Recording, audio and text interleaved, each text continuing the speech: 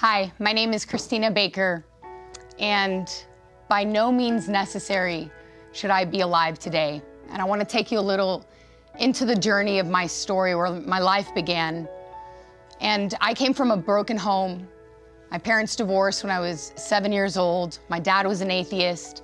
My mom was a non-practicing Catholic, so there was no God in my home. By the age of 14, I was going out to the bars, I was doing drugs, and I was hanging out with the wrong crowd. I got into self-harm because I felt like I was dead inside. And I just wanted signs that I was still alive. And by the time that I turned 15 years old, I was partying all night, drugging all night, and drinking at the bars. And I came home one night and my stepdad was standing at the top of the stairs and told me, first he told me that I wasn't worth it. And before he almost pushed me down the steps, my mom said, he told my mom that she had to decide between me and between him.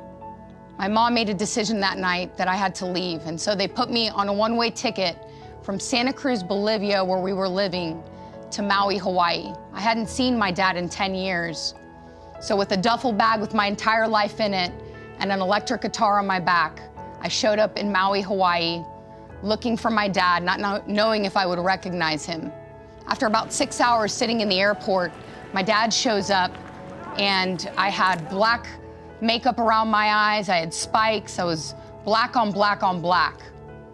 And my dad gives me the news that after many years of working in the oil field, he lost everything. He had a bad cocaine addiction. And as I followed in my dad's footsteps, the news dawned on me that this would also be my reality. And he said that he ended up homeless, living in a tent on the beach. And so I asked myself that question, does that mean that I'm homeless too? Well, my dad spent some time on the Maui beach for many months. And after that, some family members found out that I was living homeless, and they brought me to Houston, Texas, and I went from house to house to house. Nobody wanted to deal with a drug-addicted goth teenager. So they shipped me off to Pennsylvania, where I was living in a Red Roof Inn. And my brother's coach, my brother was going to a college in Harrisburg, Pennsylvania. And my brother's coach went to a staff meeting at a church that he attended and said that there was an atheist, drug-addicted teen living in a motel. A couple stands up at the staff meeting and they say, we'll take her in. A week before 9/11 in 2001, I show up at this couple's house and they said, welcome to my home. We only have 2 rules in our house, and the first one is that your curfew's 11, and the other one is that you have to go to church with us every Sunday. At that moment, I looked around, I was like, you guys don't understand, I'm an atheist. They said, that's okay, Chris. Welcome to our home. We'd love for you to stay, but you gotta go to church. So every Sunday, I did everything that I could to not go to church. I wore fuzzy slippers. I'd have these black hoodies with obscene words on them, and I would come downstairs, and her name was Mrs. Hess. She would say, great, Chris, come on, we're on our way to church. So every week, I would go to church, and I would hear the pastor preach on the love of God. And at that stage in my life, I didn't know that anything was out there or even existed, and the truth be told is that I had an anger in my heart that I felt like if there was a God, that he had put me in this position and he had done this to me. So when I left their house, I graduated from high school. I got back into the lifestyle of doing drugs and ended up dating a drug dealer. And everything in my life continued to spiral downward from that moment.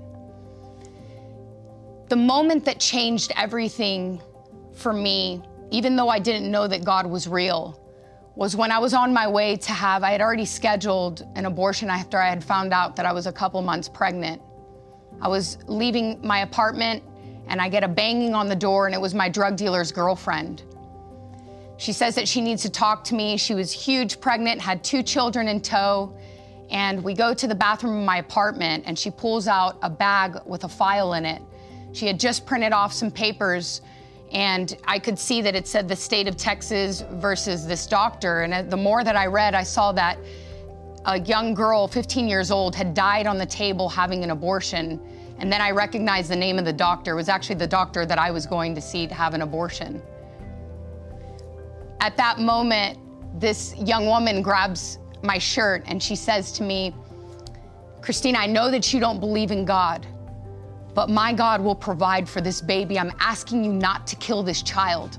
Well, at that stage in my life, I didn't even know that the child that was living inside of me was a child. I always thought that a baby that was inside of you was just a clump of cells and just an embryo. So who is an embryo to dictate my life? But at that moment, looking back on it now, it was God's intervention in my life. See, God doesn't need you to have it all together or even know Him for Him to be working in your life. And so that was when the grace of God met me in my darkest place. I collapsed on the floor, and she said that God would provide for the baby that was living inside of me. And she pleaded with me to not kill this baby. I ended up keeping that child, and I named him Evan. His name actually means God has given grace. God has shown favor. But I didn't find that out until many years later. I continued doing drugs. I had quit doing drugs for a certain amount of time after I had my son, but once again, I got back into the life, and I was living a double life. I was working as a school counselor during the day, trying to provide for my son, and I was drugging all night. And so I was driving down a road in Houston, Texas, after going to my dealer's house, and I got pulled over by the police. I was smoking weed in the car. I rolled the window down, and the smoke was coming out as the officer was asking for my insurance and my driver's license. And he pulls me out of the car and he says, "Ma'am, you're under arrest." And I'm like, "What for?" And so I belligerently got put in the back of the cop car, and it was the moment where I prayed what I believe is my first prayer. And I looked up with my hands in cuffs on my back, and I said, "If you're real, why are you doing this to me? I hate you." And so that moment I went to jail. I was out on bond. I went back to my job, and I was sitting in front of my computer screen where I was contemplating how to take my life. And the enemy will do that to you. He'll get you to the place where he starts convincing you that you don't matter and that you are worse off being alive than you are dead. And so I was going down this road when I got a tap on the shoulder, and it was a man at my job who said to me that he had a word from the Lord for me. And at that moment, it could have been anybody, Buddha, Muhammad. I didn't know anything about God. I just wanted someone to help me. And he invites me to a prayer meeting where I walk into this prayer meeting, and people are pacing the floor. They're praying in languages that I had never heard of. And everybody begins to lay hands on me. And this man, his name was Hilroy, he says to me, "This is a matter of life or death." And at that moment, I didn't know that it was a vision, but I had an open vision in my spirit of me dying in a car accident. And he says to me, "Would you like to receive Jesus into your life?" And I said, "Whoever you are, Jesus, come into my life and change my life." At that moment, I felt like a warm oil from the top of my head to the tips of my toes. I began to shake. And it was like the boulders that I had been carrying around for 20 plus years of my life, all of a sudden just lifted.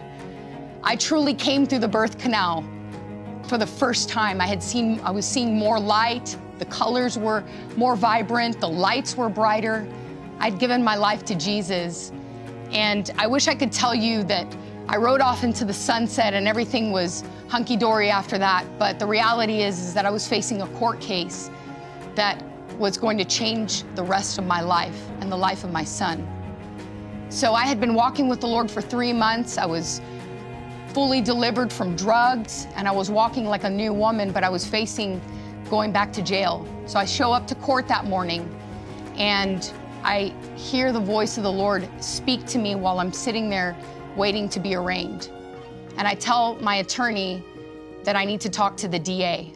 That voice was the voice of the Lord that I had never heard before. And I asked my attorney if that would be a possibility. He said, "This isn't the best idea for you to do this, but I've given you legal advice." So we walk outside of the courtroom. The DA looks at me and says, "So what's up?"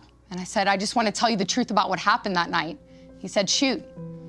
Look, I'm not the person that was in that car on September 2nd. That was the day that I got arrested.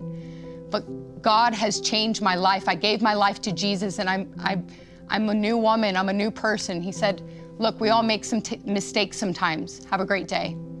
My whole world came colliding that day, but I knew that I had done everything that I could do. We walk into the courtroom, and what felt like 15 hours was probably 15 minutes. My attorney walks up to me and holds up a yellow piece of paper that changed the rest of my life. And it said order of dismissal. That piece of paper represented so many things to me in that moment. And what I did, I walked out of the courtroom and I began screaming and glorifying God for what he had done. And it was that moment where I realized that I had heard the message of the cross, but this was the first time where I understood the message of the cross and the blood that he shed for my life. He paid a price for us at the cross. And even though I should have gone to jail and should have paid the price, look, I did the crime, I should have done the time. But at that moment, God exonerated everything that I had done and let me walk like a free woman. And I heard the voice of the Lord once again in that moment. And he said to me, do you see that woman up there? Do you see that judge? I am above the judicial system of the United States, and I've been here your whole life.